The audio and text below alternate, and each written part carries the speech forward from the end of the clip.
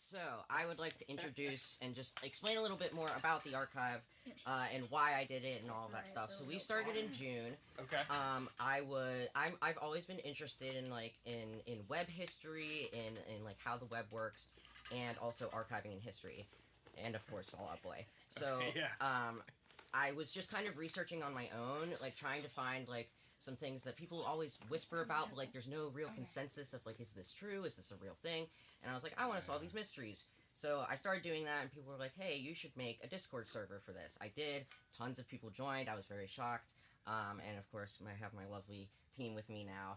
We're all great friends now, and it's really, really awesome. That's awesome, and so basically, our whole thing is like we get on Discord most nights, go on calls, and we either, write emails, make posts, or, do searches.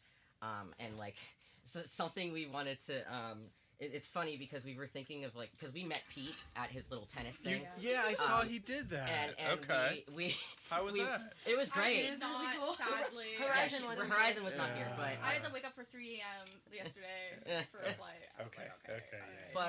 Yeah. But that was great. And where we were was like that? thinking, Do you guys know where that was? No, it was at Douglas Park. Douglas Park, the tennis courts. Oh, okay. It was okay, sponsored by Riot Fest, Top Spin It, and something. Oh, Liquid Death.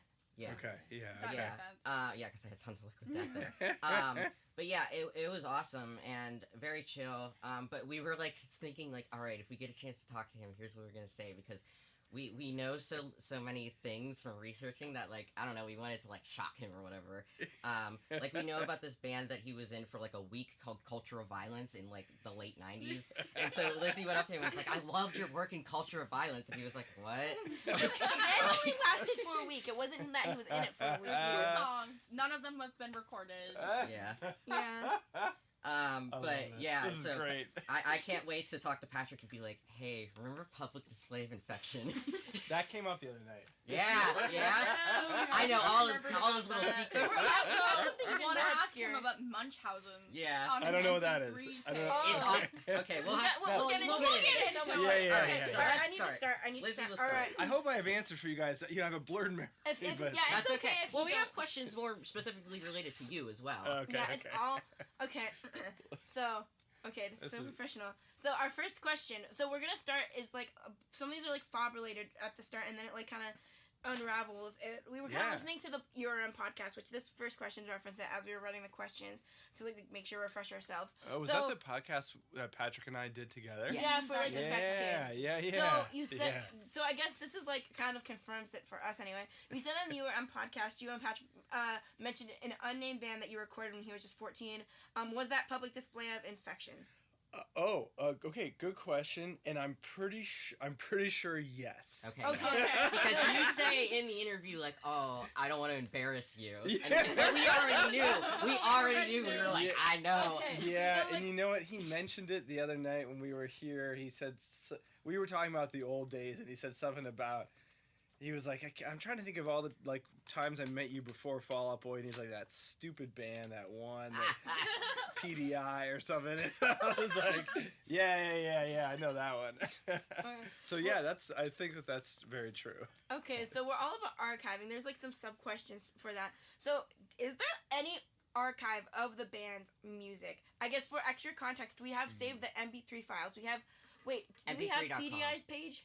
Yeah, mp3.com. So Okay. the way I can explain that. Yeah. When that site went down in 2003, it was like a very sudden thing, and so people who knew code very quickly archived it. But the files were archived in a way that they can't just be uploaded online. You can't just view them online. You have to download the entire website. So we bought a hard drive and downloaded the entire website. Holy cow! Wait, all right. I'm an old guy. Yeah. What's mp3.com? What what was on there? Okay, you might. Well, I mean, I'm sure you knew of it at the time. It was like if you were a musician at the time, you had an mp3.com page. It was basically just like you could put little samples of your music on there, and then links to where people would buy it was them. kind of like, so it was peer-to-peer file sharing. It sort of took over once Napster was taken down. Yeah. Okay. So like It changed into pure volume later. Is this like what year about is this? 1995. I would. Oh. I don't know when it 2003. started, but it. Okay, Yeah, like okay. and like from that range. Because it shut down in 2003 Do very we have suddenly. pictures of the MP3.com? I have it on my laptop. So Fall Out Boy stuff was on there? Yes, they did have a page on there. Okay. And there was like Arma Angelus was on there. Oh, no, Project Rocket was on there. What? Patrick had his own page on there, which is what Munchausen's is. Yo. It's a song that he wrote and sung himself. But there's no the actual file is not saved. And same with PDI. So we found PDI's page, and it has like information about like the first names of the band members and stuff like that. But all of and then the song titles, but all of the files are not actually saved. So we have not been able to find the actual music anywhere. And people have asked us like, it probably sucks. Why do you want it? And it's like, you need Why to not? document it. It's You also need to like- know. It's also I like, appreciate the documentation part of that, the archiving part. It's of that. also like, I guess, as like a clarity, like if there's stuff that like you don't want us to have, that's also fine, because like we don't want to embarrass Patrick and stuff. Like, if it's, like, Well, I can answer this really easily. Unfortunately, I don't have any of that. But I mean, I have the only thing I have is like from Take This to Your Grave and Fall Out Boy proper recordings on, and unfortunately, even if I did have that, which I don't, it's a whole legal thing. But it's it's That not makes sense. mine to give. Yeah. Like, Right. and Yeah. as a producer, it's owned by the artist, and so like I've run into this over the course of my career where, you know, even with like I have like Fall Out Boy demos and stuff like that, and like I'm not allowed to give them, I'm not allowed to play them, and That it's makes not that the sense. band is like handcuffed me. It's just a matter of like legal matters. But like Okay. we've seen that. but no, before. unfortunately, I It's don't okay. have any of that stuff. It's all such like early. Right. It's early recording, you know, now things like we have archival systems like in cloud systems and all this stuff, but that's a weird first of all, I was like a teenager. Right, Didn't know right. the hell I Yeah. was doing. Yeah. But also, you know, that's the change of like you're changing all these formats in those eras, and so unfortunately a lot of that stuff is like really hard to dig up. Like even Take This to Your Grave, they were trying to do some kind of a 20th anniversary thing, and those files, like Warner Brothers archive team was like, we were having a hard time getting those files to Really? like open the up. Jakus demo and the Colorado song. That different. what? Well, Because those came out, right? Or yeah, they those- did. Yes. They ended up on the vinyl. So there Okay. were other Yeah. demos that you like couldn't. Well, I mean, there's a lot on like the whole hard drive of everything I had, which was, you know, Take This to Your Grave. Yeah, maybe it was some of that stuff because songs that we abandoned along the way. Right. Other things we just recorded, and all I know is that when I was dealing with the Warner Archive library, and the files were so old that they were having to jump through hoops to get it to happen. Like, Right. And we were sending it to like high level computer specialists, and apparently they got something to work, but. Anyway. That's really cool. Yeah, so it can be tricky with old files, but especially when you get into Pro Tools. Oh, I mean, we've come across our share of like we've had to download programs from the '90s, like from very sketchy sites. Oh, I should hit up you guys. Yeah, we might be able to do something. I don't know. But do we still want to go down the ABC? Let me see. Or like, can I sort of summarize it? Cause So okay, we Lay it talked on about me. music files. Do you have any like pictures of that band, or do you know any of the band members' names? Because we found a guy on Facebook that from we think PDI. might be, but we're not sure. We don't want to message or if them. you- Yeah. No, I don't know their name. No, unfortunately, no pictures. Okay. Man, you know, 'Cause I think even in the there were no podcast you there were no say- camera phones back then, so Right, like right. to take a picture was kind of like you really had to like really want it. Right, like right. and the names, no, but Patrick mentioned one of them the other night. He'll know. Okay. Okay. Yeah. Cool. Yeah, cool. But- what is that memory? I don't. That is like I can't even picture in my head the session that. Right. Yeah. All I know is that Patrick played drums in it. I'm 90% sure. Is that does that you guys probably know that better would than me? check out. Yes. Yeah. Okay. Yeah. I mean, it's kind of crazy to think about because I'm 19, so it was longer than I've been alive ago. I was still like, Yeah. I'm not gonna say that, Yeah. but I was still swimming around somewhere so Yeah. when that happened. Oh, that's great. Okay. Well, we can You guys move have on. done your homework. Yeah, we have. This is- We can move on I to do. the. We can move on to the second question. you were a producer on Hey There Delilah, but not credited on anything else, at least from what we could find online, to Plain White T's. Why did you decide to produce one song? What was the story of, like, just Hey There Delilah, and, was it random? Like, we saw that it was, like, a sleeper hit. I don't know if that's, like, true or not, but story time. Okay, yeah, this is a big one. A big story that, like, understandably, there's so much confusion around, because of it's confusing. So okay, I had known the T's for a long time, like, and I certainly knew Damar, the drummer, because I recorded his band Knockout. I don't know if you guys. Yes, Okay, yeah, familiar. Which Patrick sings all the harmonies on. Right. And it's really when I kind of like was introduced to Patrick as a singer was that day, which we were reminiscing about the other day. But so anyway, I had known the Plain White T's. They had started doing their thing, and you know we're doing pretty good. And I was producing like a lot, like back like all these back-to-back records, and I kind of hit a wall. This is going to be a story. Are you ready for this? I'm ready. Do you want? Okay, I'll try and give you a medium answer and not a long answer. Wait, should I specify that we do have to leave by 11:45 because we're interviewing Chris? So I guess we should. Oh, good. I'm giving you the short medium answer. All right, short medium answer is that I got asked to do that song first, but that song existed already. It had already been recorded by a guy named Ariel Rothschild, I believe. And it had been released on one of their previous records, and it's almost indistinguishable from the version that I did, so to speak. And the label came to me and just said, "Hey, can you produce the song Hey There Delilah? We want like a more produced version of it." And they sent it to me, and it was acoustic guitar and vocal, almost identical to what you hear today. Yes. And so as a producer, when a label asks you to do that, your natural inclination, or mine was, like, okay, we're going to add the band, we're going to do all this stuff.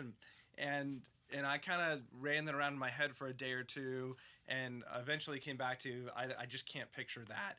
And then I got on the phone with Tom, and we were joking because he was like, yeah, I had the same train of thought.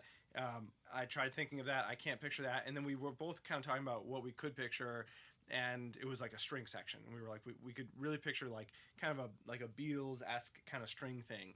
And so we said, all right, let's do it. So we went into the studio. We opened up the original tracks. We used, we listened to it, and we were both like, this guitar sounds great. Why should we redo the guitar? And he's like, yeah, there's no reason. And we listened to the vocal, and we were both like, the vocal's really good too. Like, do you want to redo it? Now, this is where the memory's blurred. I think he might have re-sang the chorus, and I don't know if it's a new recording of the chorus or not. It doesn't matter. It's the same part. It's like, it would literally just be a different performance. But our mission was, let's get the strings. So we had a friend of mine who was a cello player come in, and we spent an entire day working on a string arrangement for that song. And then I think we tried adding a harmony or whatever. We went in to mix it. It was done, got released. It did what it was supposed to do, which was not like a huge hit song. Like, it was just part of this. Well, it later became part of a called like a Hey There Delilah EP. And so the real difference between that and the other one is that the one I did had strings and was a brand new mix. So it was like a new version of it. But basically, you could probably play them for most people, and they wouldn't know the difference other than the strings. So anyway, fast forwarding, that song was released in like 2004 or something like that. It became a hit in 2007. Yeah, and I can tell you that a few years later, I was at Summerfest, and I bumped into the Plain White T's, and they had gone on to make their next major label record with a big-time producer. You know, this Hey There Delilah was way old news, and I bumped into him at a show, saw Damar, asked him how he was doing, and he goes, yo, man, he's like, congratulations. He's like, you got yourself another gold record. I was like, what the hell are you talking about, Damar? And he goes, Hey There Delilah, that thing went gold. And I was like, what? The song from 3 years ago that we did? Like, that doesn't make any sense. And he's like, I don't know. He's like, and he goes, we put it on our new record, and it went gold. And I was like, you put this track we did 3 years ago on your new record and it went gold? And he's like, I'm not really sure. And so I had to like go and verify with my manager at the time. And like, I was like, did this thing that we did 3 years ago get added to a new Plain White T's record? And it did. And it went to number 1 on the radio. And so, point being that, that song, if you look up different versions of it, you'll see I have technically a co-produced credit and a mixing credit. Co-produced because I co-produced it with the original producer Aria. Okay. But the version I have is the one I mixed, and then the other version I had nothing to do with, you know. But so I kind of picked up from where he left off, basically. Yeah.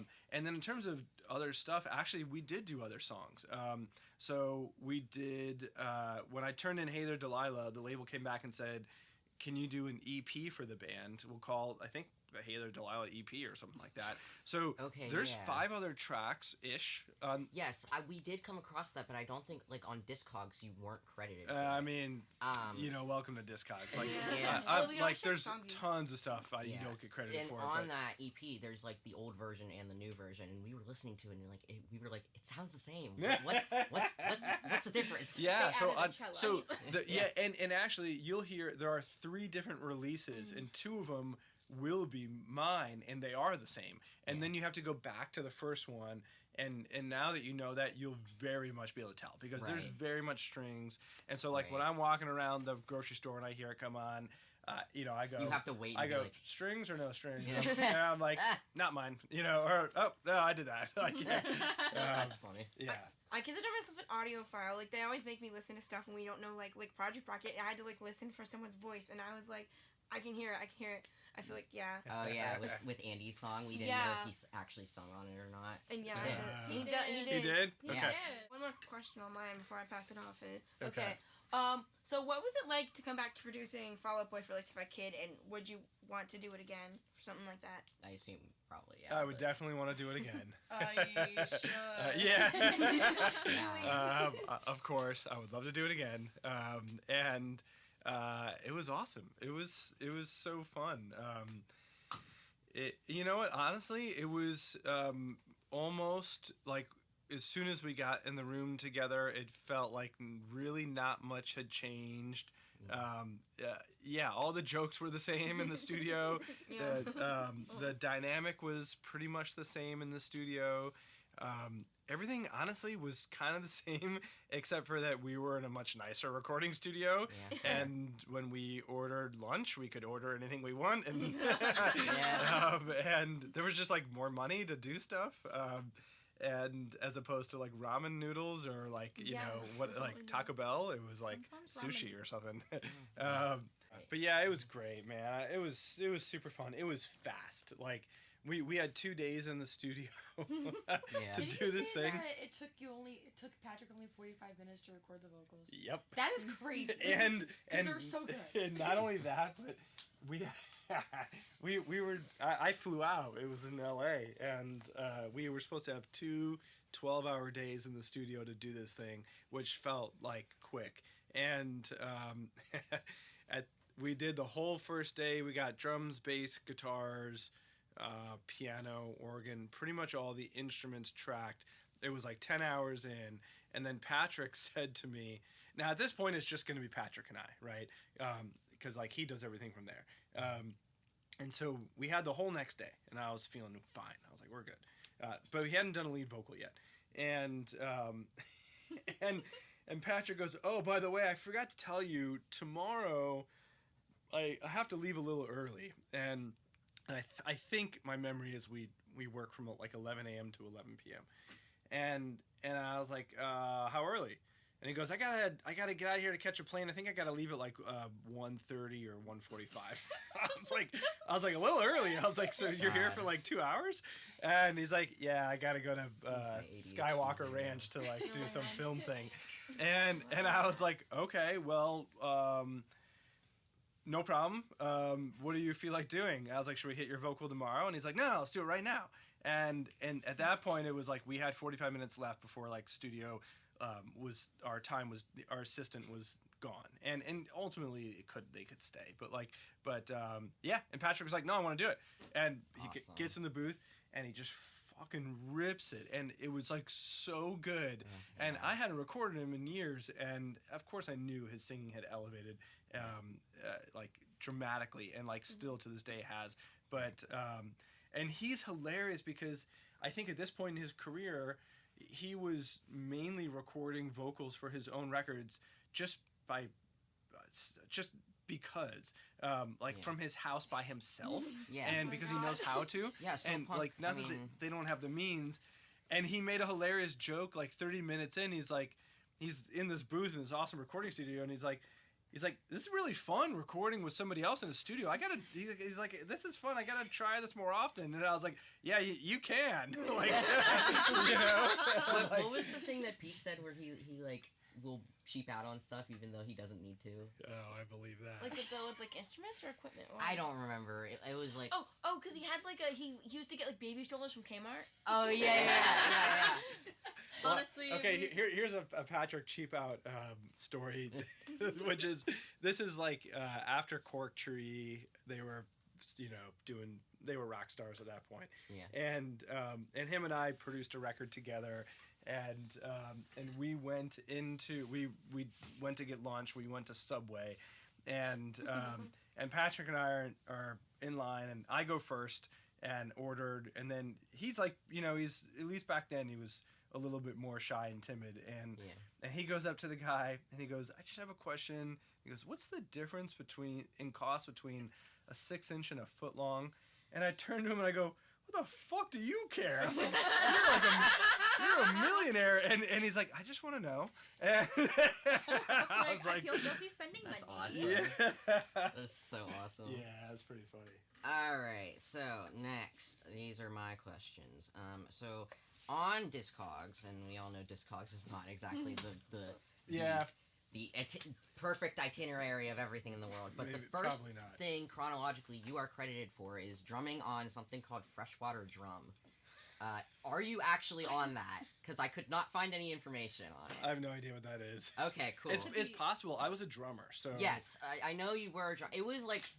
I think it was like 1995 is what it was from. I didn't put the picture in. Probably not then. I would have been 15. Yeah. And nothing I did would have been released. There's like a cassette, and I think the producer was like kind of like a famous guy. So okay, no. We can always look it up if you're definitely curious, no. But... Okay. Yeah. All right. Yeah. Okay. I wish. Good. Okay. So. That's funny. You produced Leggo My Ego for the New Jacks. Right? Yes. Yes. And it was recorded at your studio. Was this one of the first things recorded at that studio? No, I don't think so. No. No. Actually, definitely no. I don't know what... Do you know what year that came out? I can look it up. No, you don't have to, but like... no, we're resourceful. My studio was started in 1998, and I recorded all kinds of just, you name it. So, no, but it was probably in the first, year or two. Okay, cool. I think they got in the 90s. I think it was 99. So okay, yeah, it was probably in the first 6 months. Yeah, we've talked to I'm forgetting his name. We've talked to David Safran. Yes, I know. We've talked to Rob. He was in. Rob. He was in. He was in one of the bands, but he was really young, and he was the drummer, right? And he was bad at it. Not his words, not mine. But wait, I don't remember. Not Rocky. Rob. No, he has like a brother. They've mentioned Rocky. He has a brother, right? Rob and. Wait. Who was it? Rob Sarwark. Oh, Patrick just said the name Starwark. He referred to him the other night. I don't know who he is, but Patrick was talking about him. I knew him. Interesting. Yeah. And so I might have known Glenview bands. Yeah. Okay. Well, yeah. I mean, Patrick's gonna know anybody in the Glenview scene. Right. Wow, he still remembers. We learned a little bit about the Glenview scene. It was like so Well, yeah. I mean, I should say this now. I forgot to say that during my introduction that we started just as, they were a little bit into hardcore. I was like not, and we, I knew nothing about hardcore going into this. I was just a Fall Out Boy fan, and we kind of just fell in love with like this quirky little like 20 years ago scene, you know. And I think my appeal to it is like I've been diabetic since I was 4 years old, so I was very like isolated and sheltered as a kid. I didn't get to go out and do things. I didn't get to go out and have sleepovers or whatever. So like this appeal for me is like this world that I never got to see. And so I think just to explain like my fascination with it. That's awesome. But anyway, that's hard. Yeah, but I get to experience it now. Kind of. Hell yeah. I'm still like, oh my god. You're What's going on right now? You're still freaking out? You know, literally, I'm like, oh my god. I should have tried to pull out. I was like, if I have a Fall Out Boy paraphernalia, but I don't even know. I don't really know. It's hard to know. This stuff disappears over the years. Yeah. Yes, Go go for it. ahead, Kay. Okay, so we discovered that with the Fall Out Boy demos, they had 2 different demos. So it was like the cassette tape and the CD. We found out there's a lathe cut version that they press for like limited versions. Do you know anything about that? It must be the cassette one. I think the cassette one. Actually, ultimately I don't know anything about that, but I can tell you that there are 2 CD demos that I made for Take This to Your Grave. I only know that because I have pictures of them. Somewhere around here I have the actual physical CD, and one is broken and one is not. But regardless, I don't think those have ever made it anywhere other than that CD. I doubt it's that. Yeah. But the cassette, they gave me demos. Pete initially gave me demos on a cassette. Yeah, the 3-song demo. Yeah. The what song that demo? they recorded in Ben Rose's basement. Yes. Yeah, that must have been it. Yes, that was what is. It's the same thing on the lathe cut, but the lathe cut had not been properly documented at all because Dave Hoffer was the one who documented the cassette and the CD on his DuPage County Hardcore Archive. Wow. And that a few years ago. But nobody really knew about the lathe cut, but there was a picture of it on Discogs, so I contacted the person who put the picture up, and they were like, yeah, some guy sold it to me for like 10 cents. And I was like, okay. Wow. And they were like, we think it's official because he was able to find out who made it and contacted the guy in Chicago, and he said, yeah, the band like put the stickers on them themselves or whatever. So, but we don't know who that is, so. I don't know that. Okay. And then there are somewhere in the ether, you know, I did a lot of the demos. I and my friend at my studio for Cork Tree. I had been graciously asked by the band to make that record, and the record label wasn't really having it. Like I was like a unknown, unproven producer, and so ultimately, unfortunately, I did not get that opportunity. But I did do a lot of the demos, so I heard all of those songs as they were getting demoed, but I don't know what happened to those. So that's. Can I ask a follow-up on that? So, did you, because these weren't released on the album, did you do, like, Hand of God, Austin, We Have a Problem? Austin, We Have a Problem. Yeah, I know You that did? one. I love that one. I don't want. Yeah, okay. I don't want to say I did it. I just recognize the name, so I assume I did. So it's like we're pretty boys for secret girls. That's like I'm not gonna. She's not gonna know. Yeah, It's like 15 years ago. And like It's not, 25 years of more than production 5. later, you know. I don't know 15 when years this came ago. out, but they had they used My Songs Know What You Did in the Dark like before. They had a song with Did you that. do Oh. the demo for the? No, not for that song. Reused the demo for the new single. They just retook the title. There's nothing similar. did? about it. Yeah, it's Yeah. just the same titled song, but it's a I completely just, different song. Austin, We Have a Problem. You probably. Yeah. Anyway, Probably callback because probably. it was the first album back from hiatus, and that was their Okay. single. And it was like, let's draw back to Yeah. our first probably. record. Okay. Okay. All right. I'm so, guessing. It's I don't funny. know. I don't know either. Okay, so, we were talking about New Jacks. Yes. So, Stay on Jeff track. Warren. Oh boy. We've been told some information that I will not get into, but just what was he like? Any interesting stories? Well, I mean, yeah, I knew Jeff really well. We were friends from being in bands. I recorded a few of his bands, obviously. Jeff was Jeff was exciting and intense and erratic and motivated and a little wild. Yeah, Jeff was cool, man. I mean, he was a little it was a little freaky. Like he was just a little unpredictable. Yeah. And then I think Jeff kind of that unpredictability took off. And eventually went full rock star. Yeah. Yeah. Unfortunate. I think the end of the story is not good. You know, but, unfortunately, but it's just the casual info that has been dropped by different people that we've talked to has just been oh, okay, sure. Yeah, Patrick and I talked about him for a decent amount the other night. That's funny. Oh wait, so did you just bring up the archive and then you started talking about old stuff? That's so crazy. Yeah. Well, I texted. We were texting in general about something else. We're kind of I can't officially say, but that we're doing, and it's not Fall Out Boy, but that's okay. And so we were texting about that, and then I was like, oh yeah, dude, you're gonna be in town, and it dawned on me that you guys were here, and he was gonna be here. And I was like, oh man, I wonder if I could rig this up. This would be so fun. And so I sent him a text, and I was like, all right, there's this Fall Out Boy archive team.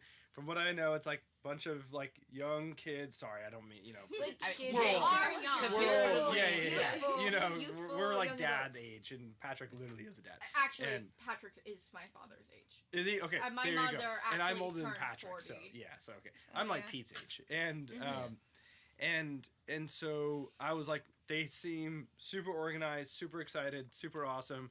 And I was I don't really know anything about it, but they've got a whole itinerary. They're flying in for Riot Fest. They're doing all this stuff. I was I think they're talking with Chris. Hey, Chris. And I was I think they're going to pick me up and and I was so I know this is a billion-mile long shot, but any chance in the world that you are around between 9:30 and 11:30 in Evanston Saturday, and he's oh man, he goes, I would totally be down to do something, but I'm not. I'm flying out that day, and this was on Wednesday, and he goes, but are you around tonight? Are they around tonight? And I looked at your itinerary, and I was no, we would have changed plans. But you know what? Patrick sure. is, you gotta understand his his life and his schedule is such a moving Obviously, target. of course. And so he at that, and then that evolved into he was I'd be happy to do a Zoom, if I can't do an in-person thing. And I was oh, that's amazing. And then I said, any chance you could do a Zoom Saturday, thinking that was the next best deal. And he goes, I can't. I'll be mid-flight. It's shaky. And he goes, but I, I can do it. And so it just, from there, the text went into other conversations. Yeah, that's cool. But then when we came here, I told him what I know about it, and he's excited. And, Patrick's a genuine good human being who's he's just a geek, is into this stuff. Yeah, we sat here until 2:30 in the morning nerding out mostly on chord progressions and harmony and and snare drum sounds and It's awesome. yeah. And then I was dude, you got to play in front of a lot of people tomorrow. You got to get out of here. Pete, the first time I recorded Pete was in Arma, Angelus. Yeah. And it was at my studio Rosebud. But in high school, I was afraid of Pete, because Pete was a hardcore kid, and I was 1 year younger actually. I would go to these shows, and we'd to be into punk rock, but he was at a whole other level, and I was this guy, and I always thought he'd for whatever reason. He didn't even know who I was, but I thought he didn't not only did he not like me, but he wanted to beat me up, and I just made that up in my head. And Touching me squeezes like a squishy, like a dog toy. It's it's harmless. Yeah, exactly.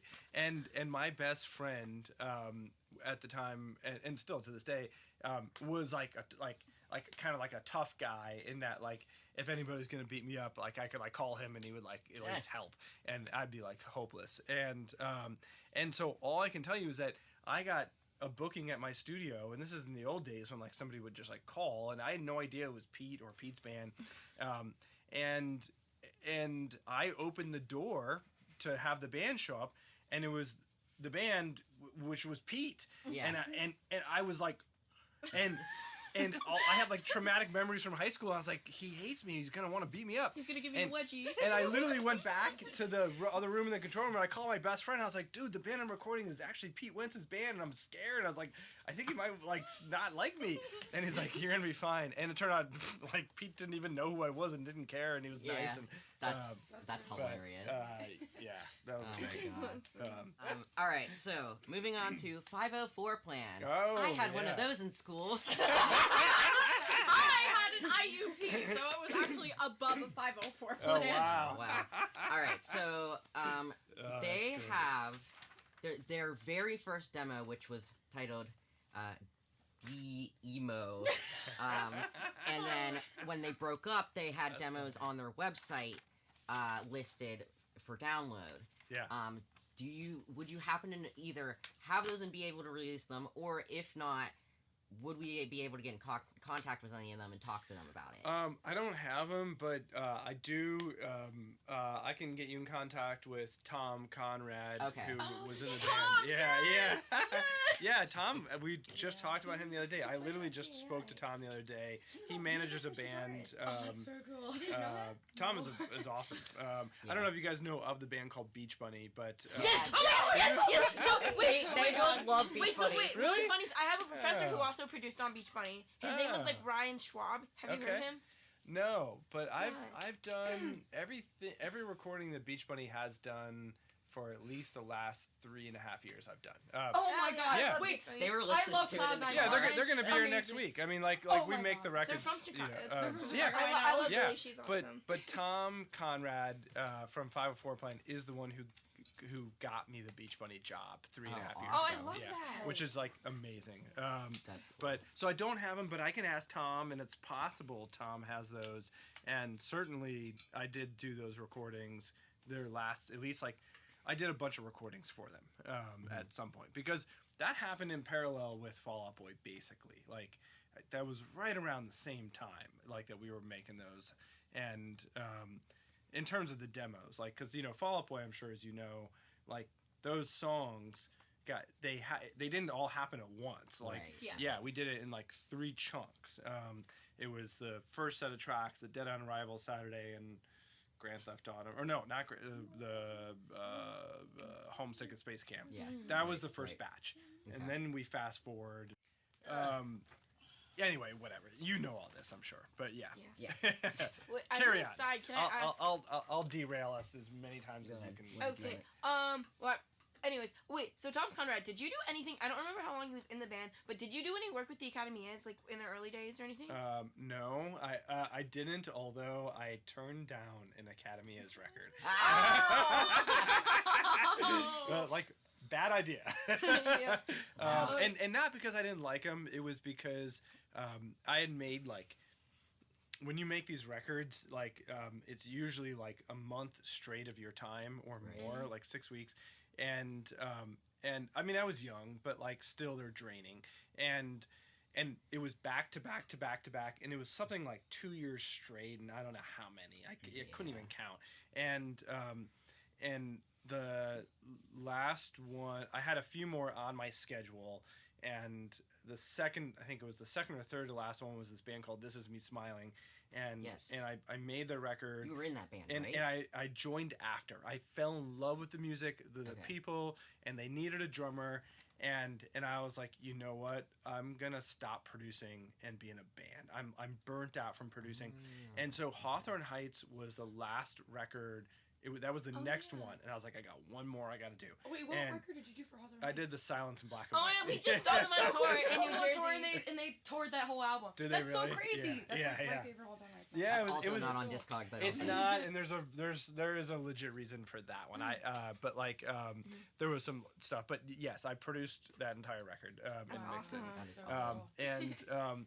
but anyway, point being that I had decided I'm gonna not produce. I'm just gonna be in a band. This is me smiling, and so, but at that point, I was like, I had labels like asking me to make a lot of records, and it was a fortunate situation. And so Fueled by Ramen had just done their normal thing of, hey, we got another band. The Academy is, do you want to make this record? And I just said, no, I'm not making records right now. And, so I never worked with them. Hey, but, man, you need a break. Yeah. Also, I just feel like you'd love this detail of that. We found like an old 504 Plan like official fan live journal group, and the last post by the band on there is Nick Simica asking people to help him win a free iMac from a giveaway. Just thought I'd mention that. Oh my god, that's okay. amazing. Do you want me to just ask this one because it goes to I mean, yeah. Well, we kind of already. Did we already kind of go over that though? Yeah, we did. Okay, so just skip that one. Okay, all right. Sorry, I don't do it like I'm not. I'm good. It's your clock, you know. Yeah, between recording PDI and for Fall Out Boy, did you keep in contact with Patrick at all during that time? because in the ERM video interview, I think you mentioned like you didn't do anything together, but were you still like buddies? In contact? Yeah, probably not. I'm trying to think. Well, I mean, I would have seen him during Knockout. Mm-hmm. That might have been the next time I saw him. Not really. Not that I know of, but it's totally possible we were at the same show and like, said hey or whatever. But I'm trying to think. Yeah, because Knockout was the day that I was like, because during the Knockout record, you probably know this. Like Pete he had told me, he's like, I'm starting this band. He's like, it's like a joke band is what he would call it, called Fall Out Boy. And he's like, Patrick is singing, and I was like, Patrick's a singer, and Patrick can sing? yeah, and he's like, here, listen to these demos, and he kept giving me cassette tapes, and he would come. Pete hung out a lot on those sessions, or at least from my memory, and he would every few days he'd be like, you listen to those things? I was like, I haven't listened, and he's like, you listen to those things? And I was like, I haven't listened, and then Patrick came in and did those vocals. I was like, holy fuck! Did you ever listen to the demos? Yeah, after Patrick sang, I was like, I gotta hear these demos. We've heard that like Pete just kept showing these people these demos. I heard that he showed them to Jeff Frickley from Thursday. I was like, I don't doubt it. Pete's I was like, he's okay, a hustler. man. Yeah. Pete is I aspire to be him. Pete is wildly persistent and intelligent and crafty, and he is one of a kind. He's a little weasel. Definitely. That's what he is. Yeah, I mean, I think Pete is just so determined, and when he wants something to happen, he's gonna get it. Okay, so there's a photo of you that we saw on Instagram on your. It's actually in the. It's in the thing, but I'll read it as like you looked really young in a photo of you in the band during production. How old were you? Which I mean, I can probably do the math. Can I see the photo? Yes, it was. It's on your Instagram, but Well, it was yeah, years ago. Oh, so. it's like the only Fall Out Boy photo ever I have. This I one in think. the corner right here. Yeah, that's like the Look at only Joe. one ever. Look how pretty he is. Yeah, Joe, and then this is Todd, our assistant at the studio. Okay, we were gonna ask who at that was. Smart Yeah. Studios. That we That's not Andy. we really did not like. Andy looks a little Oh, different. really? Anyway. So okay, I can tell you what year that is. That was making. That was during the making of Take This to Your Grave, and we started that on New Year's Day because I went up on New Year's Eve. Well, let's see. It came out in 2003, right? Yes. Yes. it Okay, did. so that means it I was was still cooking. probably 2003. It was in January of 2003. Okay. Unless it was January of 2002, but I don't think there's any chance we made it. Yeah, because we would have finished it at the end of That January. would have been very February. on in their career. Because do you know when in 2003 it came out? Like May. May then 5th or something. yeah, that would have been 2003. January 2003. Yep. Yeah. 2 follow-ups. Mhm. How did you fall into such successful producing gigs from a young age? Like, Wait, say that again? so like, how did you? So like, considering you were like started this when you were really young, how did you fall into like Fall Out Boy? Like, not that Fall Out Boy was that big back then, but how did you get into these like successful producing gigs at such like a young Also age? having like your Like, how own did you studio get? and Yeah, stuff like a studio that. and all of that. It was Okay, yeah. Okay, two answers. The first one first. Well, actually, no. Let me do the second one first. So I had a studio. I had very supportive parents, or a very supportive mom, I should say. And my dad was not. But Yeah. but when I was in high school, I was into recording. I was playing all kinds of bands, and my mom helped me get some super primitive recording equipment in our basement. My basement was my bedroom and also like our practice spot for my band. So my it was like a bed and the drum set, and that was where all my bands practiced. And that's all I did was play in bands. And then I had like a little like 4-track recorder thing, and so I started recording relentlessly in high school. And moving into college, my dad he's like an intellectual, and his thing in our family, we have a bunch of kids, was everybody has to go to college. Has to happen. And I didn't want to go to college. I wanted to do music, and that was an absolute no on his watch. But in our family, also part of the deal was that, and I'm super fortunate for this, when you go to college, my dad will pay your living expenses and your college. So living expenses meaning like if you, if a dorm or whatever that means. Anyway, so I didn't want to go to a normal college. I was going to go to Berkeley, which was a music school. I decided not to do that. I just didn't want to go. And so we settled on Columbia College in Chicago, which is a fine arts school, has like a recording program. In an intellectual's eyes at that time, it's not he doesn't consider it like a real college. It's like a fake college. I know, I looked there. Yeah, okay. And I have no idea what it's like today, and it's also was a very inexpensive college, whatever. Blah blah blah. Point being, I was like, I'm going to do that.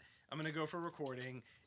My dad barely said okay to that, but he was like, because it was in Chicago, he was like, I'll pay for your apartment because you can't live in the dorm. If you go to a school in Chicago and you live in Chicago, you're from Chicago, you're not allowed dorms. You got to get an apartment or whatever. So this is getting to the studio, which is my dad was willing to pay for an apartment. And for me, I was like, that's all I cared about. I was like, pay for a place that I can make music. Like, I just want to, and so I went searching for, you can't find an apartment where you can have like a recording studio or a band. Right. And so I found this like office and there was 2 offices and there was another office next to it. And it was just a freestanding building, which became Rosebud Studios, where we did Fall Out Boy and all this stuff. And I went to the owner of the building and just said, hey, can I like rent this? And when you go home at 9 to 5, you work 9 to 5. When you go home, can I make music after? And he's like, yeah, go for it. And so I lived in an office. And I moved into an office. There was no kitchen. There was no anything. It was literally an office building. And I just lived there illegally and had my studio. So and my dad was paying my rent. So I had the means. That's how I had the means to have a studio, quote unquote. I had barely any equipment. I was delivering pizzas at the time. And then I quit school, I don't know, 2 months in. I was like, fuck this. I don't want to do this. Like, I'm already recording. And so when my first report card was supposed to come out and I had to give it to my dad, I didn't have a report card. Right. And he cut me off. And that was it. And so that was the moment where I was sink or swim for me. And I had to go full time into, I got to pay the rent. Right. And I just started hustling. And it was just, I was like, anybody let me record you, and I was delivering pizzas, and I just barely made that work. So that's how I had a recording studio. It was a lot of fortune from like a father who had the means to kind of help pay for my rent in the beginning, and then also a lot of like sink or swim moments, and there was no other choice for me. Your other question was, I can repeat it. So it was how did you fall into such successful producing gigs from a young age? Honestly, luck, and passion, because I was and necessity. So like I was like, I have to make this work. Like you didn't have any other choice. Gonna be screwed. And so part of it was I was motivated by that. I wanted to prove it to myself, and then a lot of luck in that I was a drummer in all these like punk bands. And I was part of the scene, and so I'm playing basement shows with Jeff Warren and with probably Patrick, maybe, or at least were at each other's shows. And I was in bands with those guys, or not directly, but like it was all one scene, and I was a fixture of that scene just by default. And so I was the recording guy, and so all them started hitting me up to record, and that's it. And we were motivated, and Fall Out, Knockout had some success, Right. And that's what started the whole thing. Yeah, they were like, someone told us they were the first to be signed. It's Yeah. No, Knockout was. So I did demos for Knockout, and they got an actual record deal, and it was like, in my mind, I was like, oh my God, won the lottery. Yeah. And I was totally wrong, because especially in those days, like, I thought when you got a record deal that you got like an insane amount of money to make a record. No. And they told that to me, and I was like, in my head, I'm like, oh, we're gonna like go to California, we're gonna like, we're gonna have like $100,000, and then like they came back and they're like, we have like $4,000 or something, and I was like, wait, the studio costs like $1,000 a day. What are we gonna do? And so, but we figured it out. We made it, and Knockout getting signed was huge, because then Pete really, I think, kind of was looking at me as like, hey, I think maybe you could help. You're my in. Like, yeah. And then the reality is, there was a lot of recordings, but the next major one was Fall Out Boy, and we did those songs, and they turned out well, and people noticed it, and the ball got rolling, Yeah. But it was a slow burn. It wasn't like Fall Out Boy didn't become superstars overnight. It took years. Right. We were looking at their forums. Yeah, from, like, old forum like boards. from 2003 to like 2004 of like, oh, okay, For fans. For Yeah. fans. Yep. And it was just like, oh, they had such a dedicated fan. This is before Cork Tree. And, Yeah, and exactly, It was yeah. very like, Cork Tree niche. was the Yeah. huge Right. launch. I actually Yeah. found an original print Cork Tree at a thrift shop in Vermont. I That's was like, awesome. Thank Did you do anything, like, I know you didn't produce Cork Tree, but did you do Yeah. anything leading up to that? Just the demo. Just the Just some demos, demos. he Oh, That's okay. it. Yeah. Well, I did that they had some acoustic like EP or Oh something. yeah, My Heart Is the B-side to My Tongue. I think that was in between Take This and Yes, Yeah, it it was. is. Yeah. And they have, I like, did that. level terrace. Yeah. Oh, Yeah, That's yeah. like That's one of my cool. favorite Um, EVs. Yeah, that's awesome. Yeah, that was fun. Well, then we already got that one answered. Yeah. Okay. Take this to your grave. Okay, so you've posted pictures of which might be the ones you have mentioned No, to us. I don't have the picture in there. Oh, it's linked. Yeah, I know, but he wait, already wait, talked yeah, about okay. it. Oh wait, well then I might know that. remember. Oh wait, we already then asked that kind of basically, right? Okay. So then we can go to 13. Well, Or doesn't include Jakus. So okay. So we were gonna ask about. You already mentioned the demo CDs that you have for Take This to Your Grave. Yeah. Which have not been released. Were like To my Jakus song knowledge. and Colorado song on that CD, or were they on something else? They were on something else that the label had, or I don't. Well, okay. Full disclosure, I don't know. I doubt they're on that CD. Okay.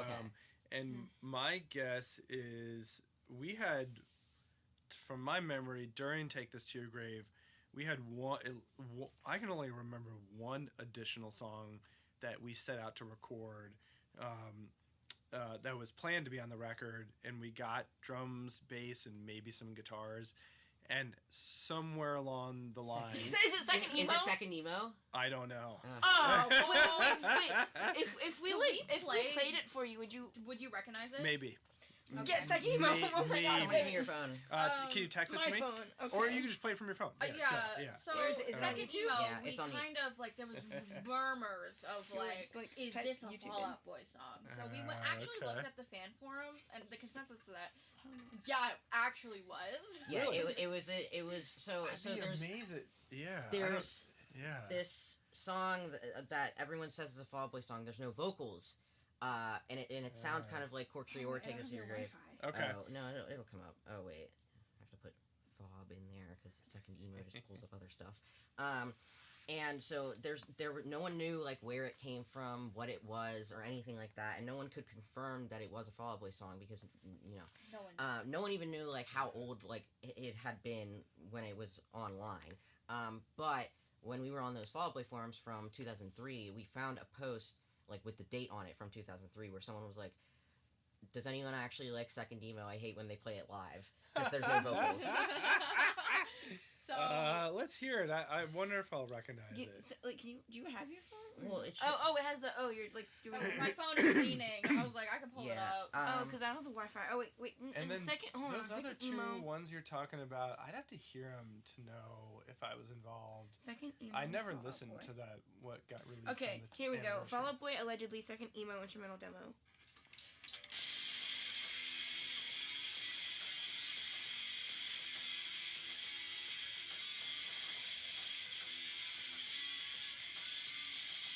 So far, I don't know. Hmm. Let's keep hearing it.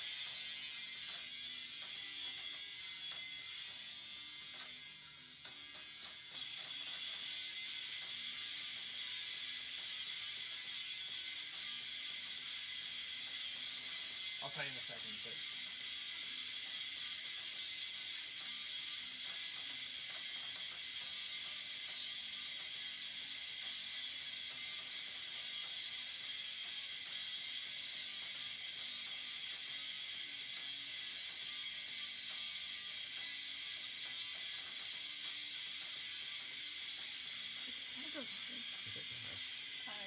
Okay, so I have a question. Yes.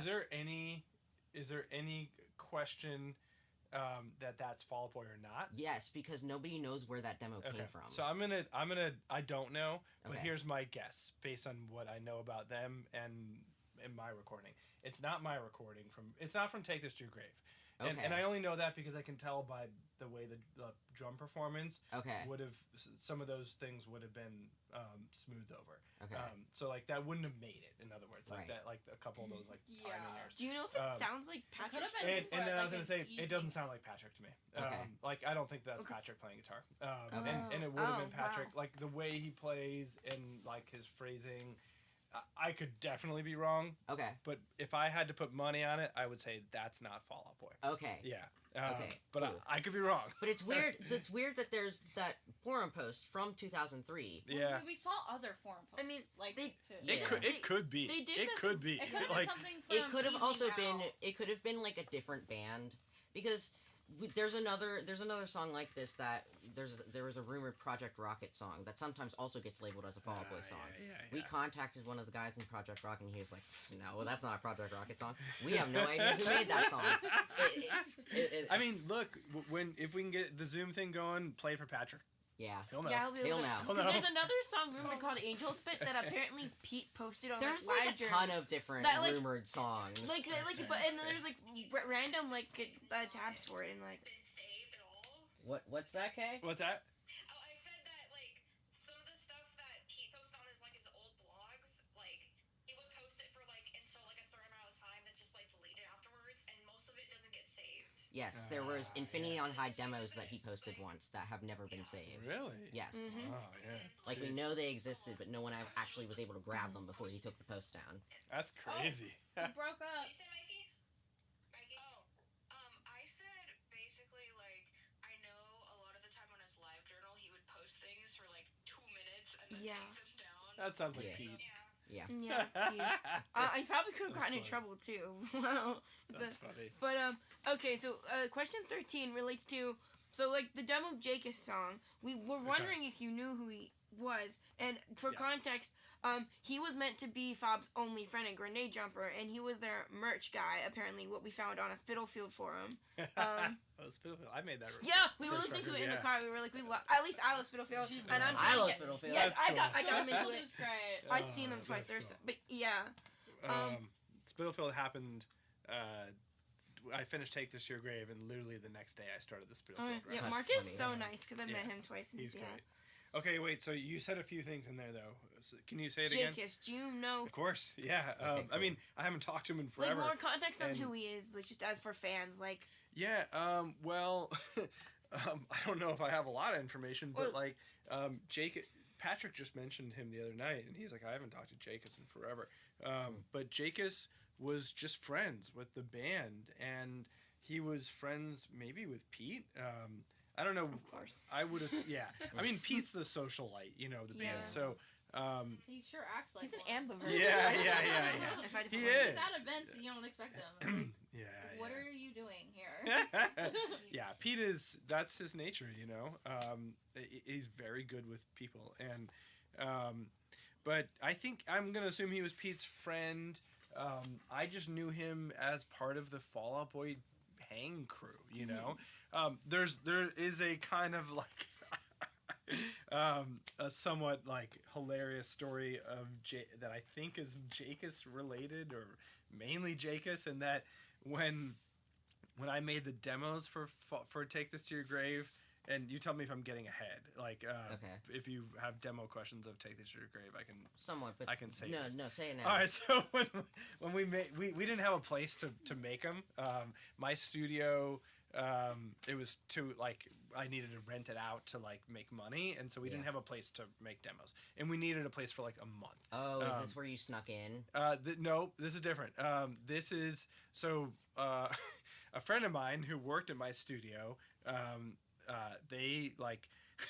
They put a bunch of candles one night to like during a recording session and started a small fire and like burned down like part of my studio, and it like fire went out. It was fine. Like it all got taken care of. I But been so mad. I was like, who but thought his to light his candles? dad had this like crazy warehouse that with this like where his like one of his sons had set up this whole like band station. It was like this it looked like a live show thing in a warehouse of a company he owned. It was like some manufacturing company, but there was a whole like hang area that was like out of Wayne's World, this like amazing paradise.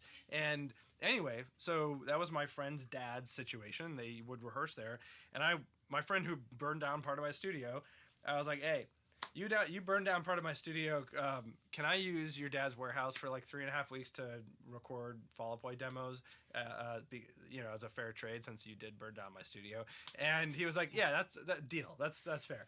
And so Fall Out Boy and I went and did all of the demoing for Take This to Your Grave, which was a whole thing because Patrick was like, it was a huge time crunch to like get these demos done.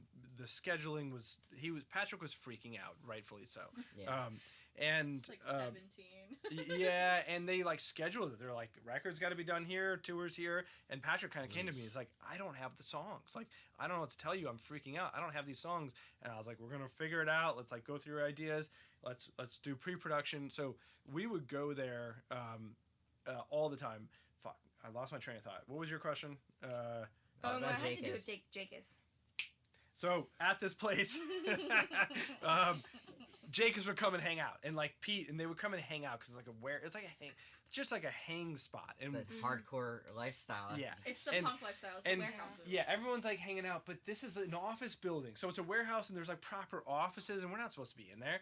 And all I know is one day Jakus got us in trouble because like Patrick and I are working on demos in the warehouse. Jakus found his way into like offices, like a regular like proper business setting. He went into the refrigerator and somebody had their pizza like from their lunch, Oh, no. and he ate it. And then there's also like in the warehouse the huge like popcorn bubble things, and like somehow they were like trying to mess with him, and he broke one open and popcorn bubbles but went everywhere.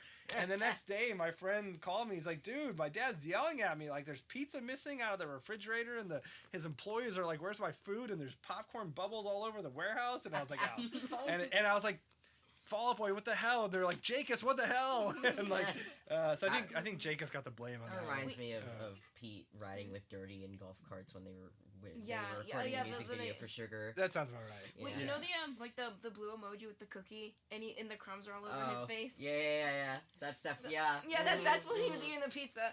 Dude, Okay. you So know he was obscure. But That's what I know about Jakus. And I remember him. He was around. Okay, and also why? So in Grenade Jumper, like instead of it being like, "Hey Chris, you were our only friend," Yeah. it was supposed to be Jakus. Why did they change or, that? yeah, if you know about it. If I you- don't know. Okay, I don't know. That's a Patrick question. Le- then. yeah, it's Patrick and Pete because lyrics are I mean, Chris all might them. even know Yeah. when Yeah. we talk to him later on. True. Yeah, Chris might know. Yeah. How much time do we have left? Because we could Yeah, we can.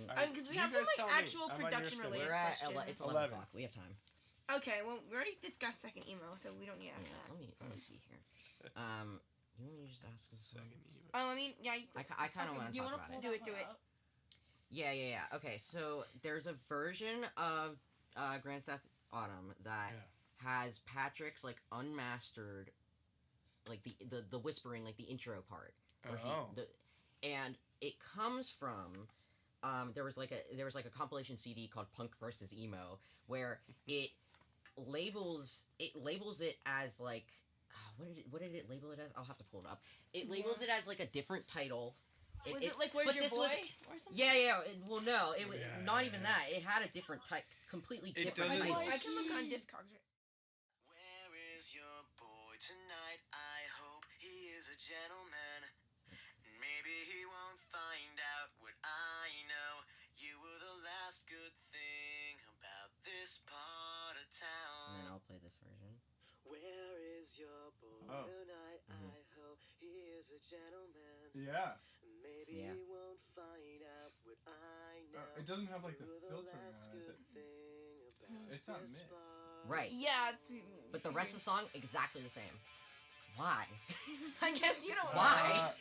I don't know why. Yeah. When did it get released? So it was on a compilation called Punk versus Emo, and it was in 2003. We know it was after Take This to Your Grave, but we don't know specifically I'm pulling when. up Discogs to see if there's. Yeah, pull it up on Discogs. The crazy thing is, it means that like somebody had to have. Someone had access to that. Why? And they also titled it. Okay, what was the title again? This part of called Amel? Remember? Last good part of town. Yeah. I don't know. That's kind of weird and creepy.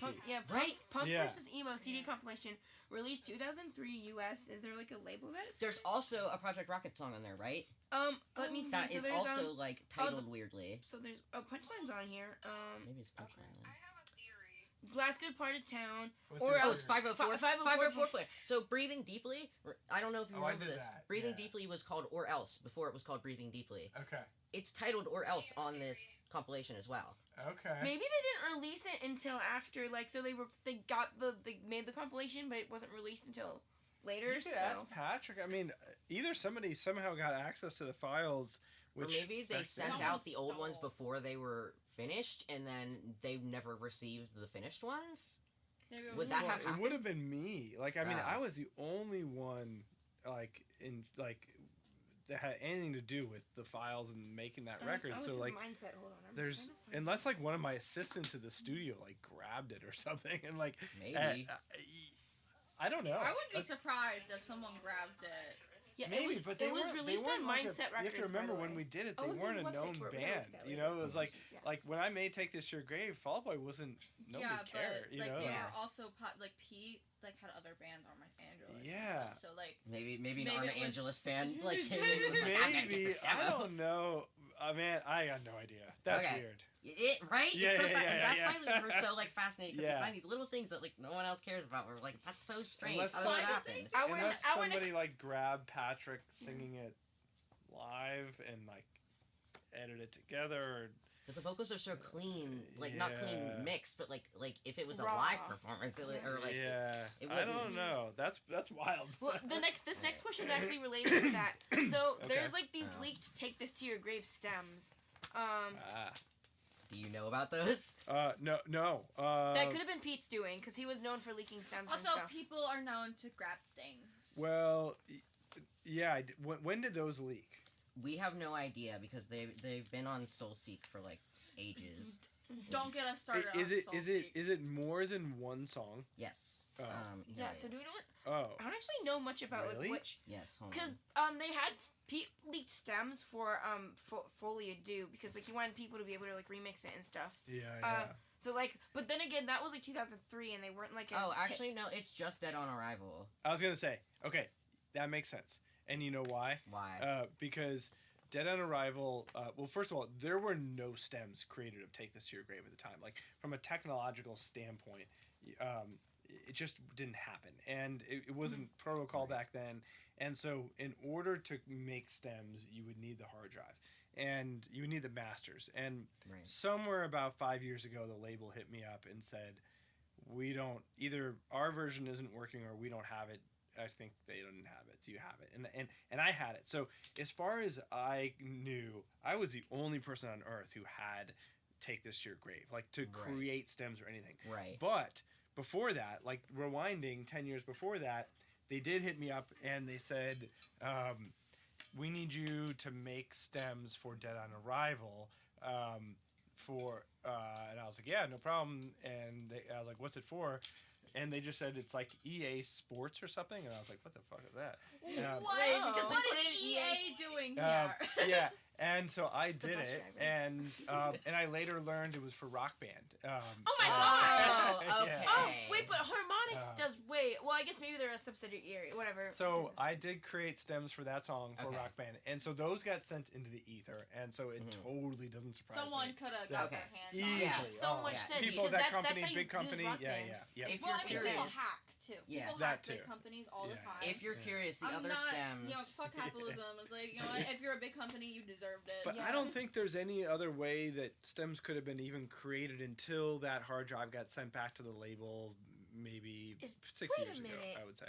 I don't even think Dead on Arrival is on Rock Band because I have all the FOB songs on Rock Band. Oh no, it is it? because I played it at one Oh point. well, I have Rock Band 4, so maybe they never like transferred it over. This is like the or beginning. maybe of I don't Rock remember. I Band. haven't played in a while. Yeah. Or Anyway, Guitar beginning of Hero, Rock Band, then. or one of those. Okay. One of those things. it might have been Guitar Hero because Rock Band is owned by Harmonix. There's like so much lore between like they Okay, had to split it up in might like be Guitar Hero. because Yeah. that's a It's whole the other same canon. game. Anyway, Just Okay, a yeah. if different you're company. curious on the other or stems I that have am, been yeah. released, so 16 Candles, Dance Dance, I Don't Care, Sugar, Take Over the Breaks Over, This Ain't a Scene, and Thanks for Memories all have stems that are available online. Okay. Okay. I know for That sure, makes like, sense. Thanks for the Memories definitely was released by Pete at one point. That was one of his, like, drop it on LiveJournal for 5 minutes and then take it down things. Yeah. Okay. But that makes I don't know sense. about the other ones. Yeah, Yeah. So. that makes sense. Yeah, it became a modern practice, and it is certainly today to create stems for anything. So like, Right.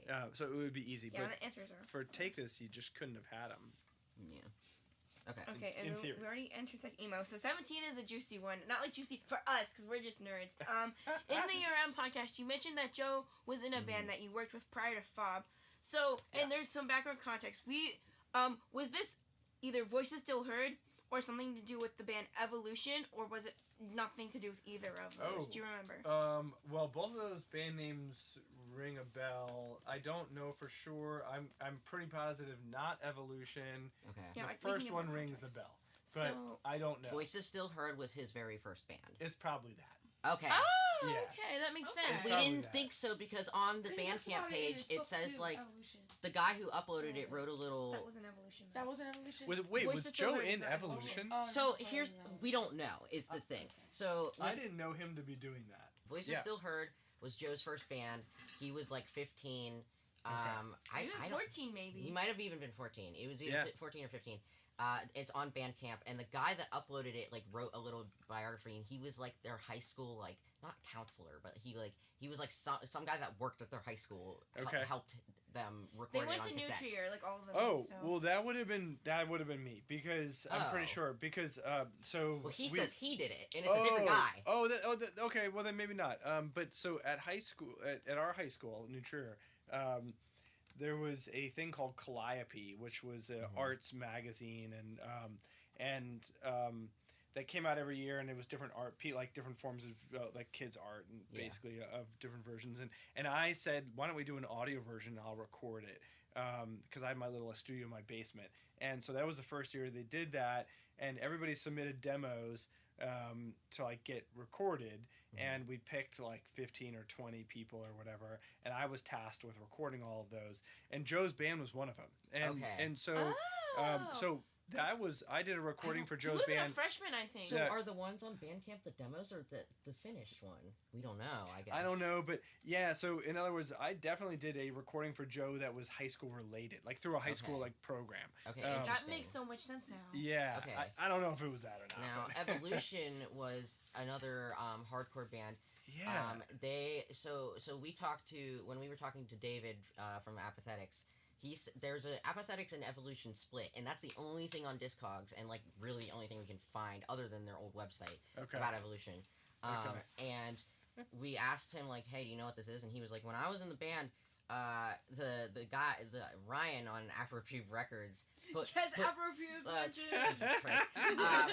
He was like, yeah, he put us on that split with that band, and we were like, this band fucking sucks. We don't want to be on this. We don't even know these people, and like they didn't know who they were at all. Really? And he was just like, nope, you're going on this split. Wow. Okay. And so we found their website, and on their pictures page, it has photography credits, and one of the credits is Joe. Oh. So okay. And also, there's this old message board post from. Are you familiar with Tom Sawyer, the band? Yeah. Yeah. So Patrick posted on the Tom Sawyer message board in 2001, and he was like, "Hey Joe in Tom Sawyer. Hey Joe, like I'm in this new band. We don't have a drummer yet." And like just updating him, and he was like, it has Pete from Arma, Angelus, and Race Trader, and also Joe from. I think his only band is like a side project of Evolution or something like that. Okay. So there's some kind of Evolution tie there. We don't know Patrick what will know. Patrick will know. Patrick would know. That's who you got to get to. I like the fact. I don't know. I keep saying. I was just because we're like, we cannot contact him. He's a recluse. I know. Of course.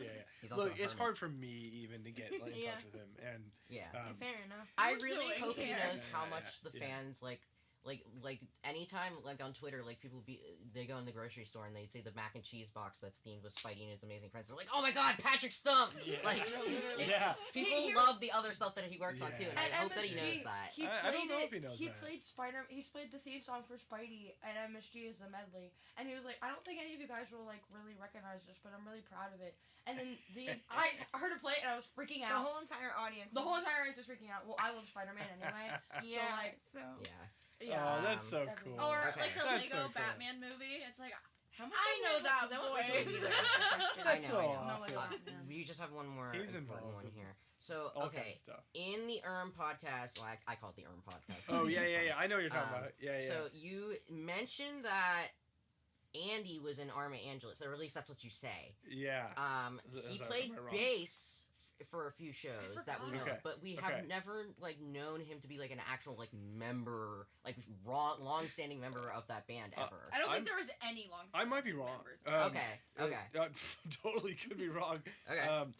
I always thought Pete and Andy came from Arma Angelus.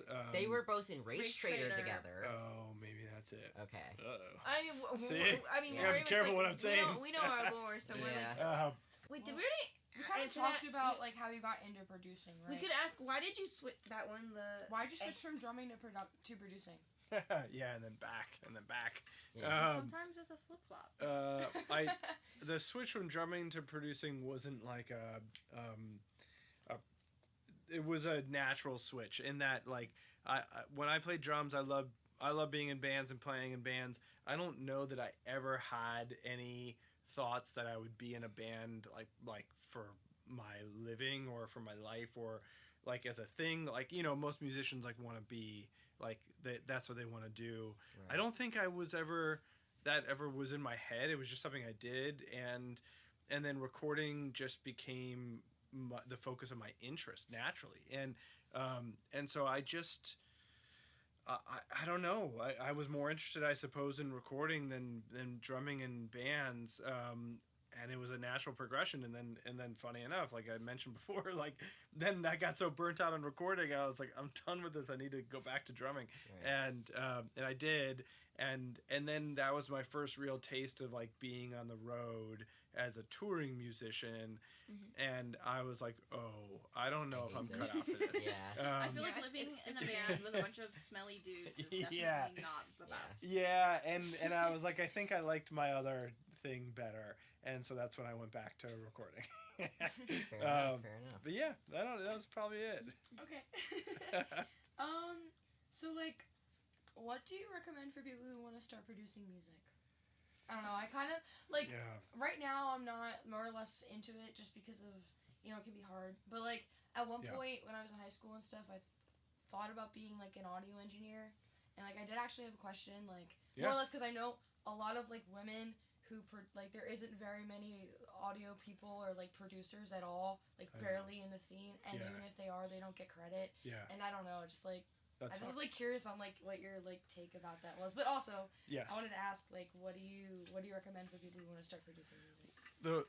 The women in audio thing is a real bummer and a real thing, and it was and is, but way less. It was a boys' club, and that's totally sucks. Sausage fest. And exactly.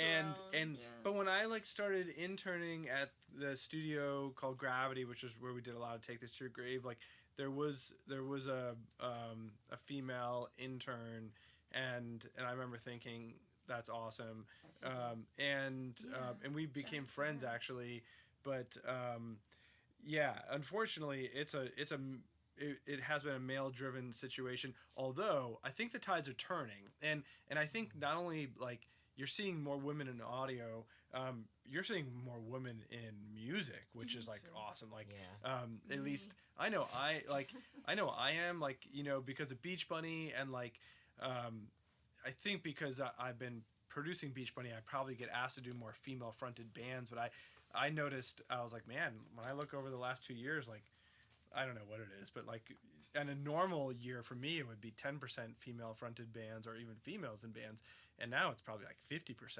or more. So I'm like, that's great news. And I think in audio, I'm starting to see some more females in the studios that I go to, but I don't have any other answers for that, unfortunately. It's the way it is, and I don't think it should be that way. But and then in terms of getting into production, it's a big one. I'm cautious to tell anybody to go into it, not because it isn't a great career. It's a really hard career, and my advice is, especially now, like there are like 3 generations of production. The generation before me was like very lucrative. My generation was like kind of when it got wiped out, and was hard to make a living, and then this new generation is very difficult, at least from my understanding. But like and so I'm cautious to tell people to go into it just for your own livelihood, but at the same time my advice is always the same, which is like I went into production because for me there was no other choice. Like that was it. It was like I'm either going to do this or I'm going to be homeless. And I think if that's where you're at, like where it's like I'm all in, like this is all I care about, then you should definitely do it. And if you're not, I would consider maybe not doing it as a profession and consider it as a hobby, because it might break you. There are, like, in terms of, I know it's like talking about money when you're young sucks, but like in terms of making money, there are an infinite more better ways to make money than being in production. So like the amount of work you will put into production, if you were to measure that same amount of work in almost any other field, you will be 10 times as prosperous. Like you just got to work so much harder to make the same dollar, basically. But if you love it, you love it, and you do it for the love of it. And then the other piece of advice I'll give is just do your best to focus on like big picture songs, styles of music, like anything you can about learning music, and kind of more learning like what I call the front end of it, like songwriting, instruments, that stuff. Then the back end, which is like this stuff you have to learn. It's a technical skill set. Once you learn it, It's really confusing. it like then it goes away, and in the studio it's all about the music. It's all about the songs. And so you kind of have to like learn this quickly, but what happens is people learn this stuff and they think it's all about this, and it's nothing about this. Like this That's is supposed to be your muscle memory. Yeah, exactly. Like like this is just like it. Yeah, it's a tool to get the music happening. So the discussions I'm having with artists and what we're thinking about, it's all about the music, and this has to be on autopilot. Muscle memory is exactly what you said. It's like learning to drive a car. It's like, you know, you got to learn to drive the car to get somewhere, but like but whenever you're getting in the car, it's not about like driving, it's about where you're going, and that's the focus. And so It's try and keep your eye on the music as much as you can. Figure this stuff out, but know it's secondary and it's less important. Yeah. I know in all my classes they stress like you can't be a producer if you don't know your music theory, and it's like there's so much of well, not like I don't know. Yeah, there's something there's to something- that. I wouldn't know go the that music. hard, but yeah. Yeah, you know music is.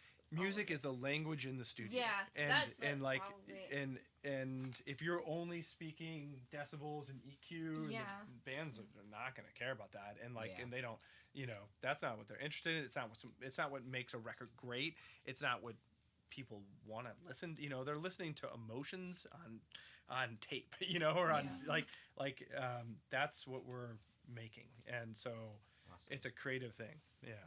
Okay. I mean, I think we did kind of talk about this already, but like you said, song structure and arrangements is like very important and everything. And like I don't know, I guess what do you think about song structures and arrangements is so like vague? I think I'm the one who wrote that. No, it's not. That's not a vague It's question. not? Okay. That's a great question. Okay. No. Song structures and arrangements are humongous. Like that's that if you're not like deeply invested in that, in thinking about that and exploring it, you're not gonna probably write great songs.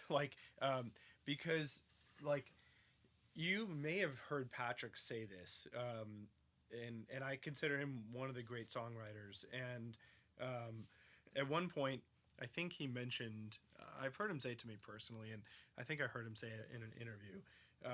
When he writes, I think, I don't want to put words in his mouth, but I think his process is that he's searching for a verse and maybe a pre-chorus and a chorus. Like he's searching for 2 or 3 parts that work together, right? Yeah. And so that's not a song structure. That's not an arrangement. Like those are parts. Like those are parts that work as one movement, right?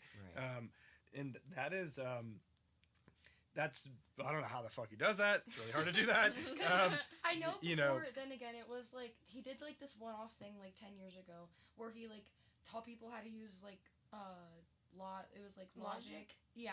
And he said that he always tries to have lyrics before he makes the song. Yeah, that's what I took. Oh, that's interesting. Okay. Okay. And I didn't know that if he still does that or he just did it for that thing. I don't know about that, but I can tell you that I know I'm gonna ask him. when you get like, let's say if you're anybody, I don't want to speak for Patrick, but like if you have parts, like you have a verse and let's just call it verse, pre-chorus, chorus, and those work together, that is you're like huge mountain you've climbed. Amazing. Like I like these parts. Now, how do I make them into a song? Yeah. That's arrangement. Like so, and that's song structure. And so, the next most predictable thing is, it's gonna verse, verse, pre-chorus, chorus. Then there's gonna be second verse, second pre-chorus, chorus. Okay, we're still not there. Like, we gotta hopefully find a bridge. We gotta put another chorus at the end. We gotta find an intro. Now you're into arrangement, and it's like, yeah, you can do the same thing over and over and over. You could have like a really basic arrangement, but it'll get stale. And so exploring when you have ideas, exploring how to move them around and make them dynamic and interesting is monumental to making a great song. It's like it isn't just the writing of those 3 parts, it's putting them into a story. Like and that's the thing, is a song is ultimately like it's a journey from the first second to the end, and you have to engage somebody all the way down the line. And that's song structure and arrangement. So like those things are massive. I know. And hard. This might not have much to do with you, but I've told them before, I love the way Spitalfield arranges their songs. They do such a good job with like melodies and like the guitar, like because when I was writing songs with my band, I'm like, I want this to sound like a Spitalfield song. Yeah. Because I think they're so good, and like the album, like that's credit to them. Yeah, credit to them. If I ever see him again, I will be like chatting him about that. I love it. That also reminded me. Have you heard the version of? It was So Much for Stardust that originally had like the crazy guitar intro and then they cut it out. Oh yeah. Yeah. Yes. You heard that? It was the demo for Love from the Other Side. Oh, love for Oh years. yeah, it was like Yes. metal or something. Yeah, it's like metal thing. I was like, why didn't they keep it? I only heard him talk about it. Did he play it on that? He did play it podcast on with an Neil. interview. with or Neil. something. Yeah, with Neil, right? Yeah. We were talking about that Yeah. interview with Neil. That was a great interview. Yeah. I did hear that. It's you know, it's crazy. very, it's like Patrick is, I think he usually, well, I don't want to say usually, but like I've heard Patrick Patrick has so many ideas, which is like, you know, you're like, you kill for that in a musical environment. Somebody who has a lot of ideas, like, as opposed to like no ideas.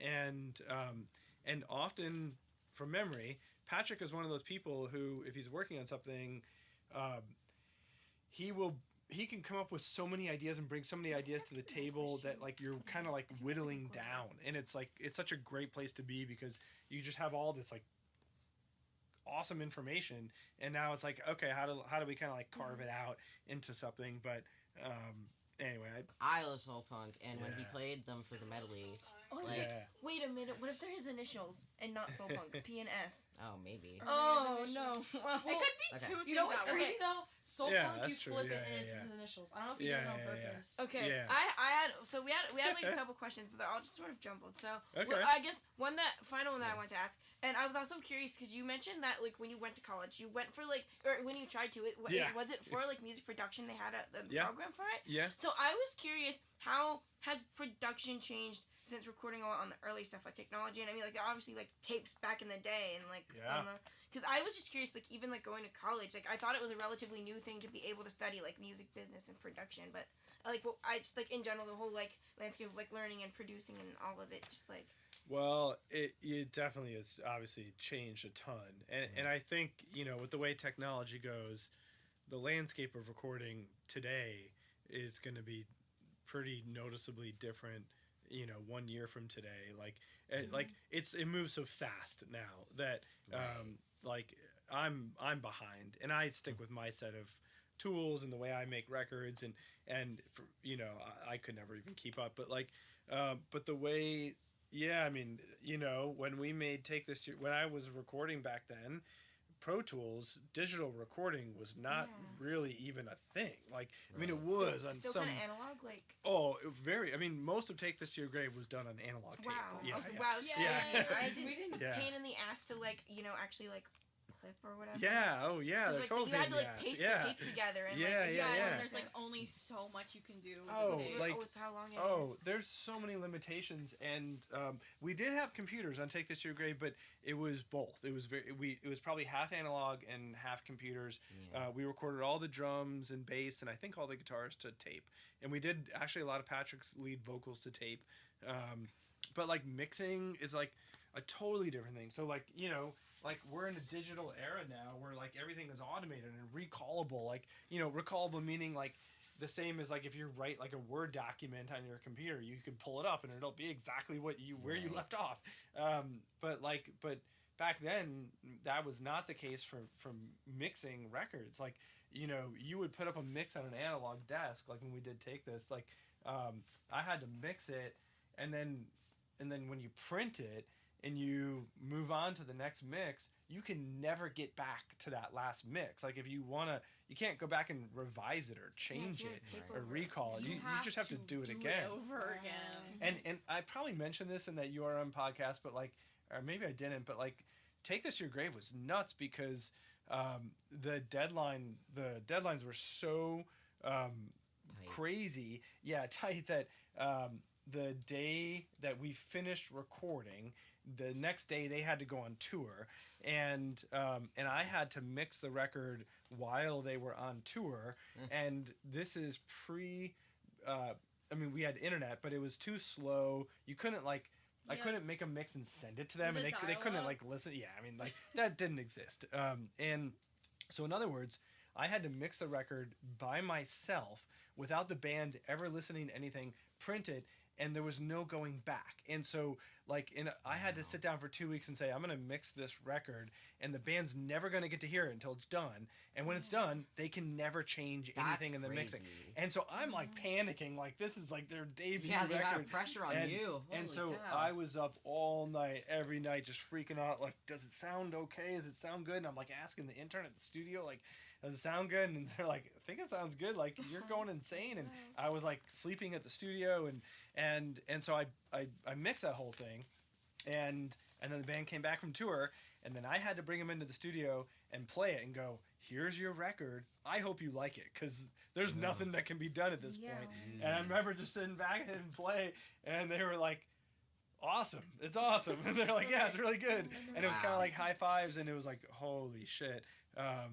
And also they hadn't heard the Justin Pierre vocal at the end of the Chicago's whatever it's called. So 2 years ago. Were they not in the studio with They him? couldn't be there for it. Okay. Wait, so did you have the vocal and you just added it to the... So they left, and Patrick was like, I love Justin from Motion City. We all love Justin. Patrick was like, I trust you guys. I trust that it'll be great. Have Justin come up with whatever he wants to come up with, lyric-wise, whatever. Oh, wow, so you did the lyrics then. Yeah, so Justin came in the studio. It was just Justin and I, and Justin was like, I'm going to do this, and he like did it, and I added it in. The band didn't get to hear it until it was done, and Patrick was like, he killed it. That's crazy. Yeah. Okay, so one more thing. I did want to mention that Lizzie is the person. She's too humble about thank this. you. I didn't know you were doing this. Lizzie is the person who created and runs the Stardust Project, the pink slips of paper that everyone puts out on Fake Out. What? Yeah. You know about that? I do know about that. So I should clarify. What? So we had a do you know what Discord is? I know of it. So there was a Discord server for Fall Out Boy. They did a similar project for the Mania tour, and I was like, guys, we should do it again. So I was like the driving force. But there are like 5 lovely other admins who helped me do it. Like I could not do it myself. And like anyway. That's so awesome. Yeah. That's awesome. Pete said into the crowd twice, I think. Hey, 3 times I think. 3 actually. times. Hey, get in contact with us. We want you to be like our street team. He's like and impossible. they tried. Couldn't reach him. I'll put you in touch. I give him. I can't promise they'll respond, but I can put you in touch with their. I don't know with if their I'm serious or not, because I love music business marketing. I love production, but I'm scared of production, so that's why I kind of don't. No, Pete appreciates that stuff. Awesome. I'll put you in touch with Dustin, who's their I love day-to-day street manager. teaming. I tried starting my own street team, but I got busy this summer with the archive, and I was like, okay, I'm not doing this on my own. All right. Well. But yeah, that's wait. awesome. Can we take a picture before we? Oh leave? yeah, course, yeah. We should wrap up the Can I? interview. Of course. But Yeah. thank you so thank much. you. And- Thank you guys. All right. My pleasure. You guys are awesome. All right, I'm gonna hop off the call.